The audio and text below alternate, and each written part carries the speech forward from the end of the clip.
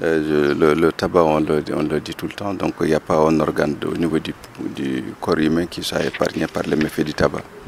Donc je pense que ça, nous en avons parlé à plusieurs reprises dans les différents entretiens qu'on a eu à faire avec la presse. C'est les maladies respiratoires chroniques, c'est le cancer, c'est les insuffisances respiratoires, c'est les maladies du cœur, c'est les AVC, c'est les cancers de la vessie, de l'estomac, et c'est les atteintes multiples, c'est la stérilité.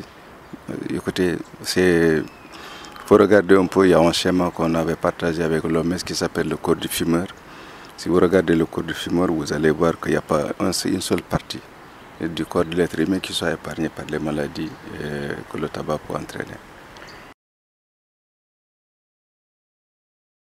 Oui, je suis pneumologue praticien à l'hôpital, donc c'est notre quotidien de voir des patients qui viennent pour des bronchopneumopathies chroniques obstructives qu'on appelle les BPCO, qui viennent pour des cancers du poumon, et entre autres. Donc malheureusement, c'est ce que nous voyons pratiquement tous les jours dans notre pratique.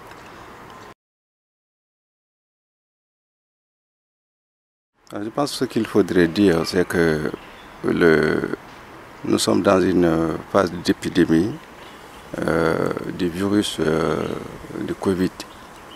Et le tabac est une source de contamination pour le Covid. Parce que la personne qui fume, elle prend son mégot de cigarette, elle met dans sa bouche et elle met le virus dans la bouche. Donc c'est une source de contamination pour la personne qui fume. La deuxième chose, c'est que la personne qui fume, souvent, nous sommes le thème de la journée. Je pense que l'occasion de cet entretien, c'est la célébration de la journée mondiale sans tabac, qui, je le rappelle, le thème, c'est protéger les jeunes contre les manipulations de l'industrie, mais aussi contre le tabac et la nicotine de façon générale. Il faut savoir que les gens, quand ils fument en groupe, ils ont tendance à se passer la cigarette entre eux. Donc si quelqu'un met la main à la bouche, alors il a le virus dans la main, il se contamine, mais il va aussi passer le mégot à quelqu'un d'autre, ils vont se contaminer entre eux. Donc ça c'est important de le dire parce que nous sommes dans une phase d'épidémie communautaire. Entre le 2 mars et maintenant, on ne parle plus de cas importés, on ne parle plus de... Certes, il y a les cas contacts, mais il y a les cas communautaires. Les cas communautaires, c'est les gens qui sont contaminés, on ne sait pas qui les a contaminés. Et le tabac, aujourd'hui, tous les experts sont d'accord, l'OMS, l'Organisation mondiale de la santé, a attiré l'attention de tout le monde et de tous les États pour faire attention que le tabac est un facteur de dissémination. Parce que quand les gens partagent le mégot de cigarette, ou la cigarette, ils la tirent de cigarette, et que parmi eux, il y a quelqu'un qui est malade, ils vont disséminer la maladie entre eux. Donc chacun va aussi partir et disséminer. Donc finalement, on ne saura pas qui a contaminé qui. Mais ça ne s'arrête pas là. C'est la même chose pour la chicha. La chicha, c'est la même chose. Les gens se passent l'ambou, les enfants se passent l'ambou entre eux. Et donc ils se contaminent aussi avec le virus. Et le virus va continuer à diffuser dans la communauté. Donc aujourd'hui, on ne peut pas parler de distanciation sociale. On ne peut pas parler de mesures de barrières. Sans parler de ce problème-là, parce que il est clairement établi que le tabac ne respecte pas les barrières.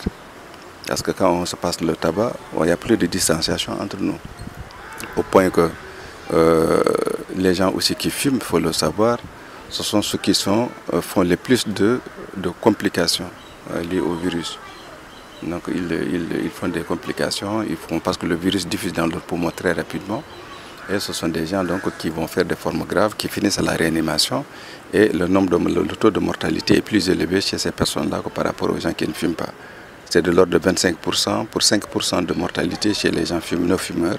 Et 25% si vous comparez un peu, quand même c'est important comme différence. Maintenant, ce qu'il faut dire, c'est que nous sommes en phase de dissémination communautaire. Il faudrait que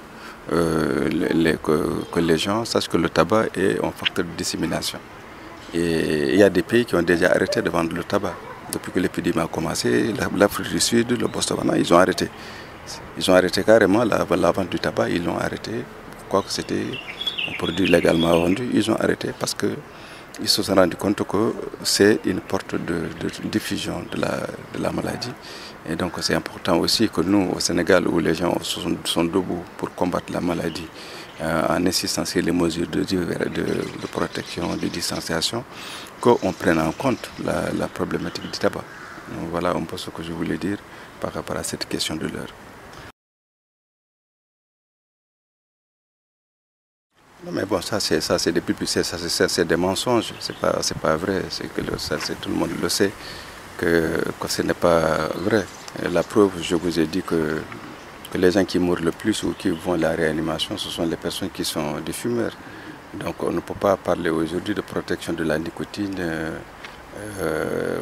pour les fumeurs. C'est de la manipulation purement et simplement. Parce que nous voyons au jour le jour, c'est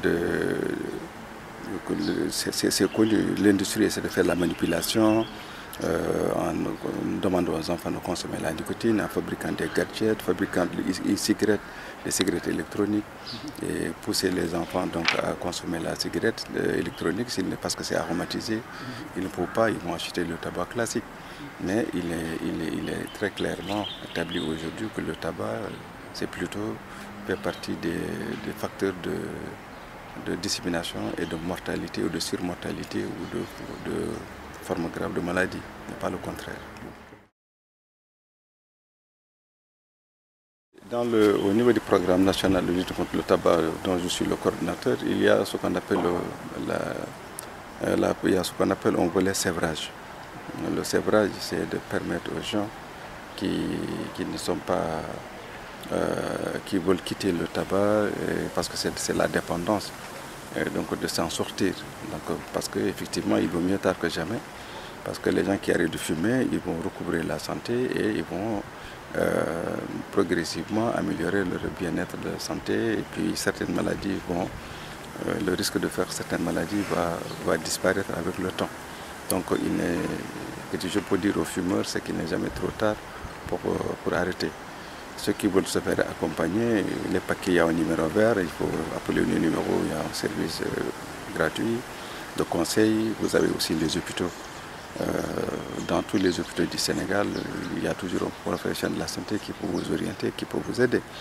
Bon, je ne peux pas clore cet entretien sans revenir au thème de la journée, qui est la manipulation et la protection des jeunes. Je pense que si le Sénégal a eu à faire des réalisations, des performances, changer les paquets de tabac, mettre des images, interdire la publicité, interdire l'usage du tabac dans les lieux publics, interdire la vente du tabac aux alentours, mais ça ne suffit pas. Il faudrait que la loi soit respectée. Ceux qui sont censés respecter la loi, ce sont les forces de défense et de sécurité. Le respect du code de la route, ce n'est pas une journée, c'est tout le temps. Donc nous, en tant que ministère de la Santé, nous ne détenons pas la puissance publique. Ce qui détient la puissance publique, c'est la police et la gendarmerie. Donc de la même façon qu'ils exercent la sécurité, la mission régalienne qui est la prévention routière, que ce soit la sécurité des usagers, ça doit être la même chose. Parce que ce qui est vrai, c'est que parmi les 8 millions de personnes qui décèdent chaque année du fait du tabac, il y a 1 million qui n'ont jamais fumé. Ils ont été exposés au tabac des autres. Donc comme ils ont été exposés au tabac des autres, donc il faut que les gens fassent respecter la loi dans l'interdiction. L'autre élément important, c'est par rapport à l'usage du tabac, c'est-à-dire la disponibilité, rendre le tabac inaccessible. Le tabac au Sénégal est vendu dans les boutiques. Donc ça veut dire que les enfants qui vont aller dans la boutique pour acheter du bonbon ou des boissons vont trouver le tabac à portée de main, ils vont l'acheter. Donc il faut que le tabac sorte des boutiques. Il faut que ça sorte des boutiques. De la même façon qu'on a sorti le pain des boutiques à cause de l'épidémie, mais il faut qu'on sorte le tabac des boutiques.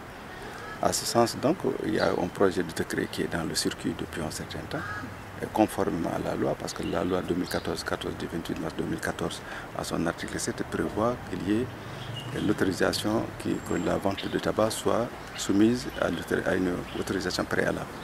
Donc il y a un projet de décret qui s'appelle autorisation ouverture fermeté du débit du tabac, qui est dans le circuit de l'État.